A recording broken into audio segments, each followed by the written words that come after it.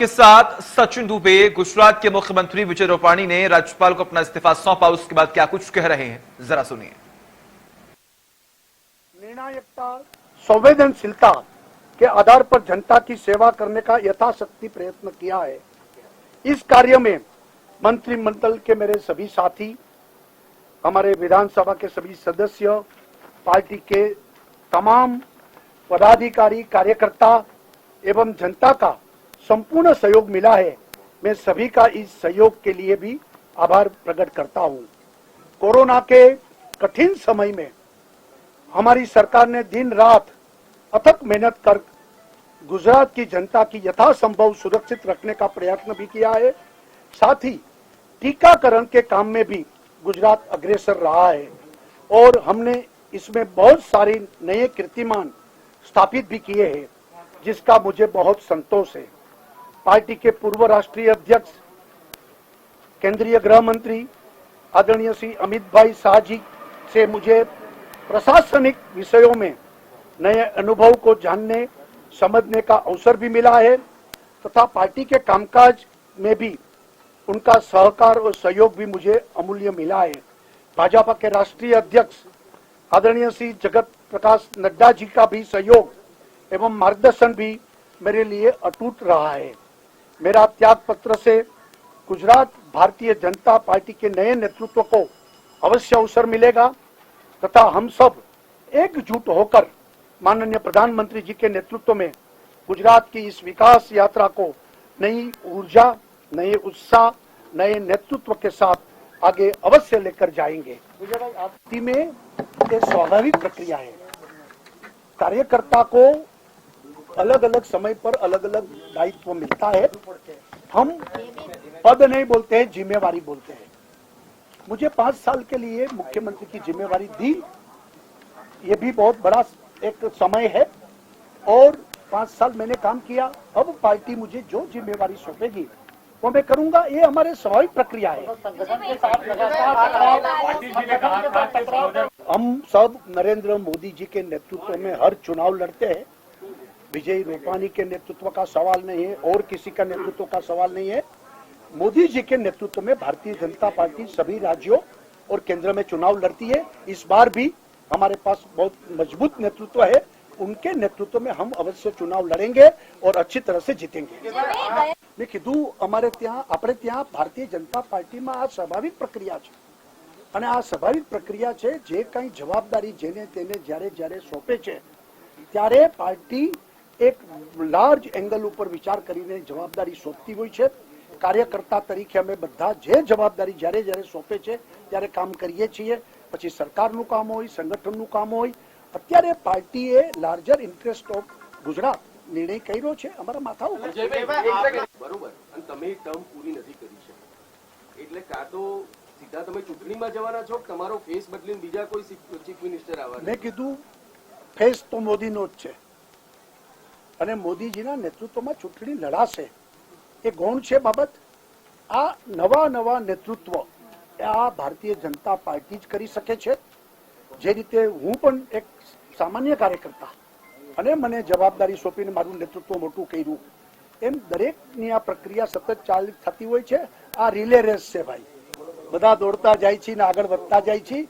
મારી જવાબદારી 5 વર્ષ સુધી હું દોડતો હતો, હવે અમે રિલે રેસમાં આ ફ્લેગ બીજાને આપું છું, એ દોડશે અને ભારતીય જનતા પાર્ટી પ્રજાની અપેક્ષા આકાંક્ષાઓને એક ટીમ થઈને સાથે મળીને અમે પૂરી કરીશું।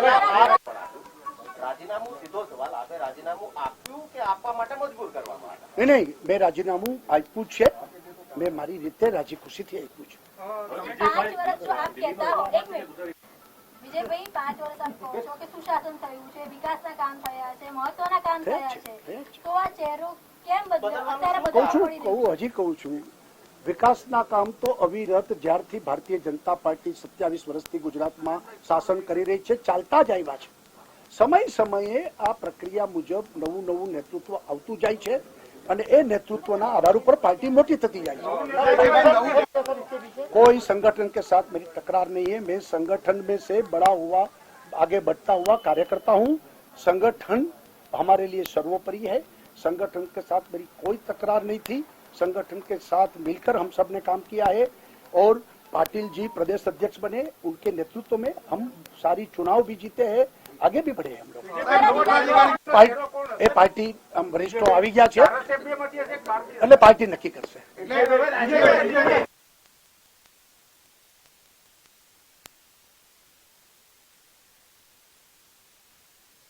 को सुन रहे थे और राज्यपाल के पास पहुंचे थे और राज्यपाल के पहुंचने के पास उन्होंने अपना इस्तीफा जो है वो सौंपा और उन्होंने तमाम चीजों का जिक्र किया। जब उनसे सवाल किया गया कि क्या कोई टकराव है, क्या बीजेपी पार्टी के साथ या फिर संगठन के बीच में कोई टकराव है, तो उन्होंने साफ तौर पर जिक्र किया कि नहीं, संगठन से कोई टकराव नहीं है, जनता का भरपूर भरोसा मिला है, सहयोग मिला है।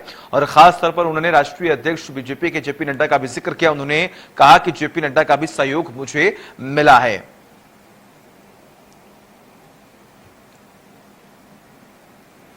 तो ये बड़ी खबर और तमाम तस्वीरें जो है लगातार हमने आपको दिखाई कि जब विजय रूपाणी जो हैं वो तमाम पत्रकारों से रूबरू हो रहे थे, उन्होंने तमाम चीजों का जिक्र भी किया कि आखिर जो भी चीजें रही हैं, सकारात्मक चीजें रही, उनका भी यहाँ पर जिक्र किया, किस तरीके से पार्टी में मैंने काम किया और कई साल जो है जनता की सेवा की, आगे भी करता रहूंगा।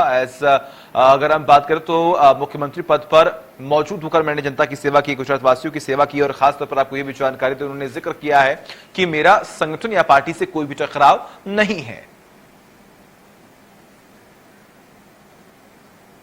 और वही आगे बढ़ते हैं। मध्य प्रदेश के भिंड में 60 साल की एक बुजुर्ग महिला ने बहादुरी दिखाते हुए एक महिला चोर को पकड़ लिया और चोरनी बुजुर्ग महिला के 9,000 चोरी करके भागने का प्रयास कर रही थी।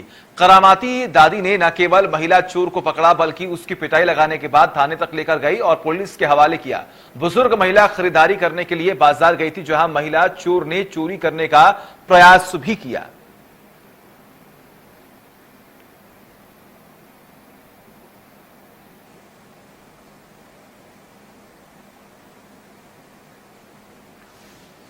तो फिर थाने जाकर पुलिस के हवाले जो है वो कर दिया गया है। और आपको ये भी जानकारी दे कि बुजुर्ग महिला खरीदारी करने के लिए बाजार गई थी, वहां पर चोर को पकड़ा गया। बुजुर्ग महिला खरीदारी करने के लिए जब बाजार गई थी तो वहां पर लगातार सबकी निगाहें उसी पर थी। 9,000 चोरी करके भागने का प्रयास भी कर रही थी, लेकिन इस बीच में लोगों ने उसे पकड़ा और एक महिला ने, आप देख पा रहे हैं किस तरीके से दुपट्टे के सहारे उसको पकड़ रखा है और फिर पुलिस के हवाले किया गया। चोर को पकड़कर पहले उसकी धुनाई की और फिर उसके बाद उसे पुलिस के हवाले किया गया। तस्वीरें जो है लगातार हम आपको दिखा रहे हैं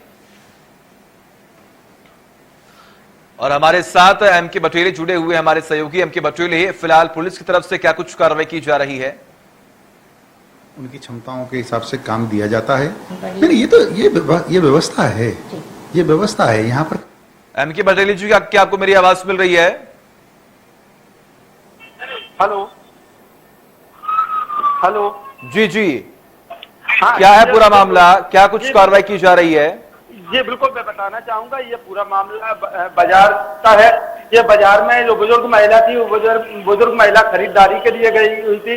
वही एक जो युवती थी, जो चोर महिला थी, वह चोर महिला ने उस बुजुर्ग महिला के जो पैसे थे, पैसे निकाल लिए गए। पैसे निकाल लिए। पैसे निकालने के बाद उस बुजुर्ग महिला ने जो चोरनी जो महिला थी उसको पकड़ लिया गया। पकड़ने के बाद थाने ले जाया गया। इस वक्त मैं यहाँ मौजूद हूँ शहर की उस दुकान पर, यहाँ की ये सारी घटना है। हमारे साथ वो दुकानदार भी है, कुछ अन्य लोग भी यहाँ मौजूद हैं, जिनके सामने जो बुजुर्ग महिला के द्वारा उस चोरनी को पकड़कर जो पुलिस थाने ले जाया गया। हालांकि पुलिस ने इस मामले में जो शिकायती आवेदन लिया है और कार्रवाई की बात कह रही है। जी बिल्कुल। ऐसे में अगर हम बात करें तो क्या महिला जो चोर है उसकी तरफ से भी कुछ बातें कही गई हैं? क्या उसकी तरफ से कोई प्रतिक्रिया सामने आई है? जी बिल्कुल, साफ तौर पर मैं बता दूं, जो चोर महिला है, चोर महिला के द्वारा लगातार गलतफहमी होने की बात को कहा जा रहा है और यही कहा गया कि जो बुजुर्ग महिला है उनको कहीं ना कहीं गलतफहमी हो गई। हमारे द्वारा कोई चोरी जैसी किसी घटना को नहीं किया गया। ठीक है, बिल्कुल। बहुत बहुत शुक्रिया आपका तमाम जानकारी के लिए। लगातार नजर आप बनाए रखिए, तमाम अपडेट्स हम आपसे लेते रहेंगे।